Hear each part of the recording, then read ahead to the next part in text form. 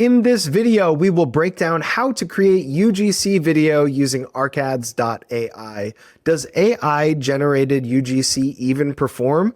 We're going to share what we have found testing it with 15 clients in the past 6 months, the things to look out for, all of the settings and tips that we have gathered along the way, and stick around until the end for our tip on how to get the best performance.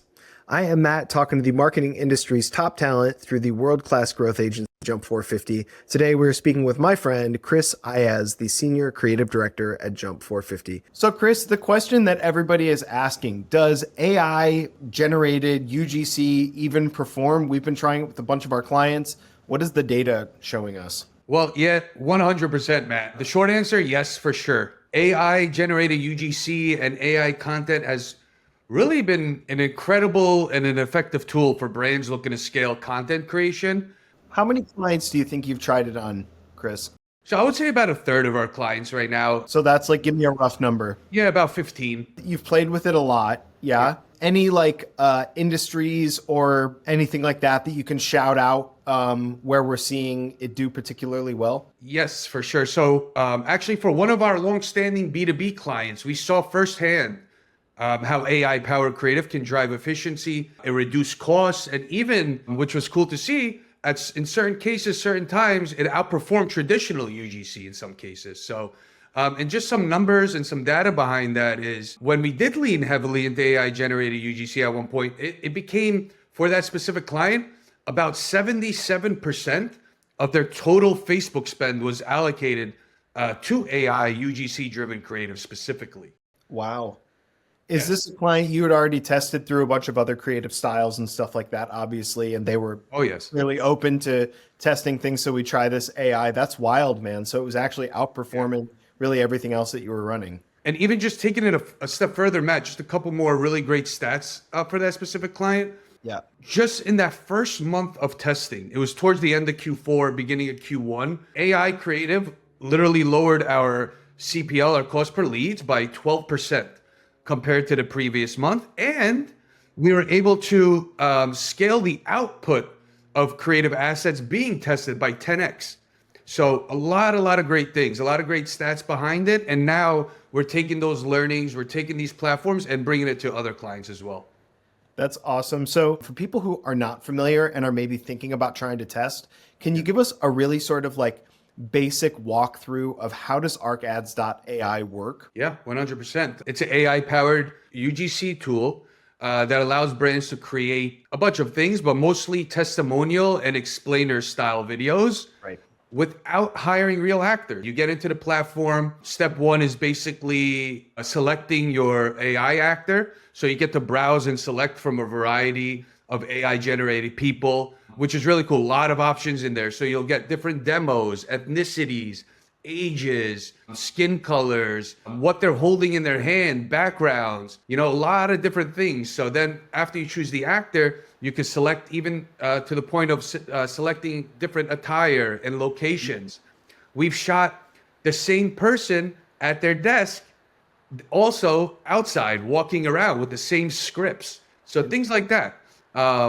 After you select those, inputting script and voice settings into the platform, and then just previewing it before you export is really crucial as well, because sometimes the lip sync of the AI actor is not perfectly in line with the script, but you could play around with it with periods, with ellipses, with dashes, and this will kind of change the tone of the AI actor. You can also do better lip syncing accuracy from speech to... You can basically give a sample. I want it to be said like this and be like, hey guys, do you want to go to lunch? And then the AI generated actor will say it in the same intonation as you were saying it, correct?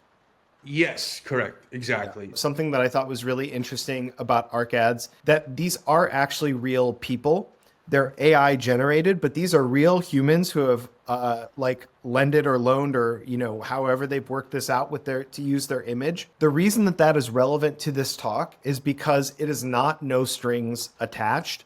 Yes. They actually do have different icons within the platform to show, I believe if there's an F by an actor, it means they're free speech, meaning you can put them to any product. In my opinion, this is one of the shortcomings of the platform so far, is that it means if an actor does not have an F, they are not free speech, which means they do have things that they cannot promote. Although you cannot get that information immediately about what they're not allowed to talk about. I'm in contact with their team as well, and they're working through that to make it more clear. But honestly, it's when we used to have to hire, and we still do obviously, but like when you get real actors, you know, it's a big process to find another person if that person is not comfortable with your script. With AI, you know, we like to move quick. We're performance marketing. So at the end of the day, we're not going to go through all these hoops to try to get the same script shot. We could find somebody pretty similar to the person we like that has full speech availability. Just one more thing that I wanted to pause on that you just sort of brought up there, Chris.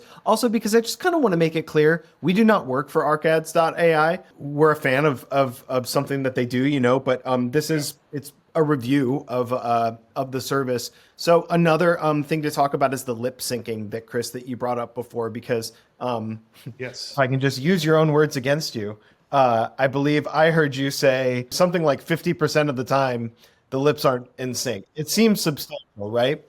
And so a couple of things about that. So there are two types of technology being used to generate the actors. One is HD and one is non-HD. Yes. These are two types of different technology generating these actors, which matters because HD actors are going to lip sync much better. Non-HD actors are going to prioritize speed over quality. So that being said, once you enter your script in, you can preview the actor talking with their little sample. And then once you do a script, you can hear the actor do it audio and still play with settings and stuff. And then once you have everything the way you want it, you can then produce your video and you'll see the actor. Yes, 100%. Like you hit it on the head, Matt. HD actors will provide better lip sync accuracy, but take longer to process. And when I say longer, it's still way faster than, you know, doing it in a regular way. It's like 10 minutes compared to like 1 hour, so not a huge deal. And then with the non-HD actors, they're still pretty decent looking, but you know, you're gonna have to cover that up a little bit in certain spots. It generates content faster, but slightly lower quality. Mm-hmm. And when it comes to the lip sync issues, I would say like 25-35% of the time, the lips aren't perfectly in sync, no matter how much you play with it, no matter what you try. Instead of starting over, you just want to get it right. So a tactic we use, this tactic that I'm about to mention, is what helped us scale with that B2B client, like I mentioned earlier, to about 50 to 70% of all of our assets, is in the parts of an AI actor, and honestly, even in UGC, it's about engagement, right? So if the person's face, AI or authentic person, is on camera for too long, you know, people sometimes tend to not be as engaged. Right. So that's where we come in and add different B-roll. In the AI case, we're not only adding B-roll for engagement, but also you could use it as a little tip or trick to cover up certain parts where the mouth doesn't perfectly lip sync.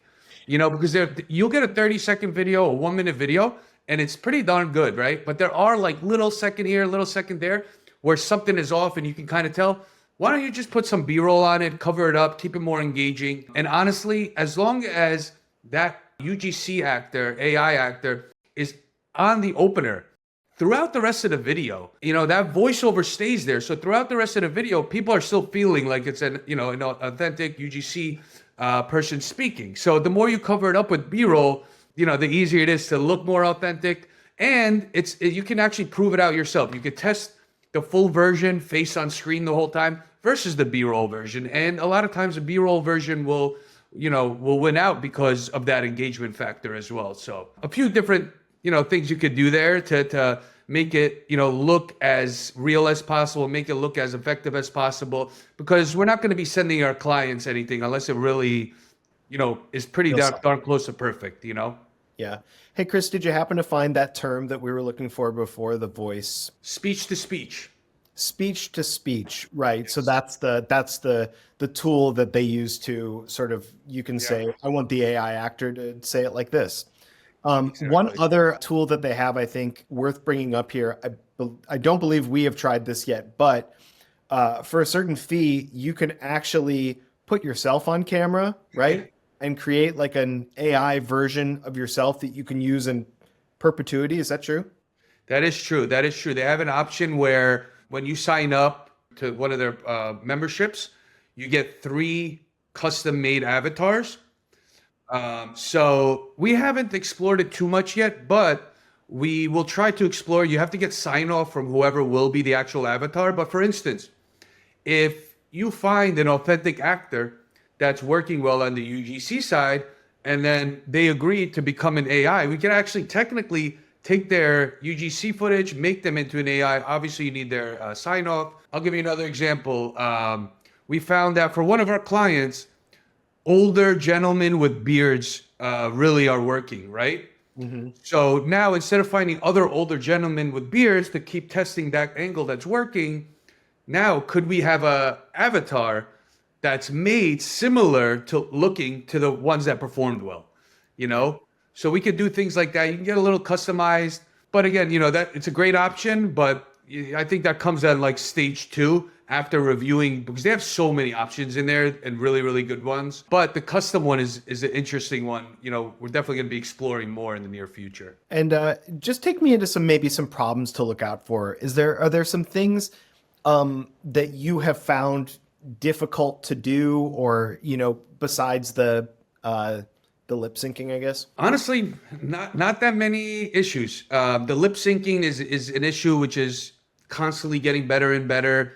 The more you play with the platform and the spacing and the way you use your exclamation marks and question marks and dashes, you know, changes that up and will help that a little bit. This is talking about is that, you know, you can sort of manipulate the UGC actor through using different punctuation in the script. There are also settings that you can go into to like sort of, I think if I remember correctly, like loosen up their intonation or tighten up their intonation. So they can be more, if they're feeling a little robotic at first, you play with that setting and it makes them feel a little bit more. Yeah, not only that, Matt, you can play with the settings, you can play with the speed, you can even change the voice on the AI actor. So you could use the natural voice that's provided with the AI actor, but then they'll give you a list. You want a different accent, you want a different language, you want a different tone, you want a male, you want a female. You can also use that same AI actor now with a different voice. So that's a different option as well. And, you know, that's an interesting one. So I've tested just recently American English versus England English, you know, just to see if that would make any difference in our performance. And we found for this specific case that the American English worked. And, you know, we're going to keep trying different things like that. And sometimes, you know, you play with the different voice options. It doesn't match. It's even harder to match at times, but sometimes you'll get lucky and it does match perfectly. But again, I always say the magic happens in post-production as well. So covering it up with B-roll then, you know, really taking advantage of how quickly you can create UGC videos. What used to take, you know, weeks to get one video done from a real person, now I can get 50 done, you know, within the week with AI. So it's really a huge, huge advantage when it comes to performance testing. Chris, do you feel restricted by the physicality or the length of the videos at all? Like, meaning like an actor, you can't put a product in an actor's hand, correct? Not on Arcads? Not yet, no. And then also I know that the length of the videos, Arcads only pumps out, I think, what, like a 3-minute? That's a great point. So when you generate, Matt, the script itself, it will go up to about like 1:30, sometimes, you know, close to 2 minutes. But if you want to expand it even more and you run out of character count, I believe, which is like 2,000 characters, if you run out of space, post-production comes into play again. I'm able to, you know, you could generate 4 to 5 videos as extensions of each other, piece them together after, and now all of a sudden you got like a mini VSL even, you know, or a longer format video. We tried that for a different client as well, where we generated 5 to 6 clips. It was just an extension of the last sentence, and then we just had to edit them together. So that wasn't really an issue either. So it's really great. And these longer format videos are awesome for that 50+ demo in tons of industries as well. So it's been really helpful there. How to get the best performance? What would be your short list if you were talking to one of your creative directors and saying, hey, you're about to use this for the first time. Be sure to do this, this, and this. Yeah, you have to have a good strategy behind it, I would say. A good creative strategy behind it. what sort of messages are you trying to test? What angles are you trying to test? Yeah. How many can you test with your budgets? Yes, we can create 100 of them, but if you can't test them properly, right, then it's almost a little pointless. So structuring it in a way and almost bucketing the angles up in 3 to 4 buckets where you can focus on one script with multiple different actors. Then you can focus on one actor with multiple different scripts. Or you want to focus on a specific angle. Let's really break it down and have a great strategy there. Because again, its possibilities are really endless because we can create so many and so quickly. So if you see that something is working right away, that same day, even that next day, you can create another version with a different hook, try to outperform even, your previous winners. Wow. So really just going in there with the solid game plan and being open-minded at the end of the day, being open-minded and just getting in there and actually executing, sometimes new tools, there's a little pushback and it takes time to understand it. But once you really get your first project done, it's, smooth sailing from there, and you'll see how effective, how efficient it is. And, at the end of the day, it's going to enhance your speed, it's going to enhance efficiency, and it's going to really give you the ability to iterate faster and increase performance and help out performance 100%. So it's not just the future of creative at the end of the day, it's really the present. It's happening now. So the brands that embrace it now will be the ones leading tomorrow. So test it, optimize it, scale it, and just start creating in there and enjoy the day, really. Chris, take me out on that point, though. Anyone that's raised their eyes at anything you've brought them, any clients that aren't into it? Can you? Yeah, yes and no. A lot of clients are loving it. They're very open to it because we are finding ways. Like if you just go into these platforms and create and generate something, right? And it's not perfect. We tweak. We are playing with the prompts. We are really editing it properly after. So when I've been going to clients, actually, instead of talking about AI, I'm actually showing them an example. I'm coming to that meeting and say, let's talk about AI. I already made this video for you before this call, I would even say sometimes, it depends on who it is and whatnot, but like showing them a real life example and sometimes even showing it to them with B-roll after, see if they say, was that AI? A lot of times they don't even notice. Wow. And then you tell them that and they're blown away. It's a little bit easier to sell the idea because when you say AI, there's a little pushback. So some clients love it. They're all in. We can do whatever we want with AI. Some are in between. And then there's some that give us that pushback. And it's slowly massaging the ideas, maybe starting with openers, maybe starting even with, images and whatnot. And then just slowly kind of integrating it into the process is a pretty good process, moving forward. Chris, thank you so much for your time and all of your insight today. We've got Senior Creative Director at Jump 450, the OG, employee number one, Christopher Ayaz. And if you are listening and you are interested in exploding your own digital growth, then you can get in touch with Jump 450 in the link below in the description. That is www.jump450.com. And do not forget to subscribe for more weekly episodes. We'll see you next time.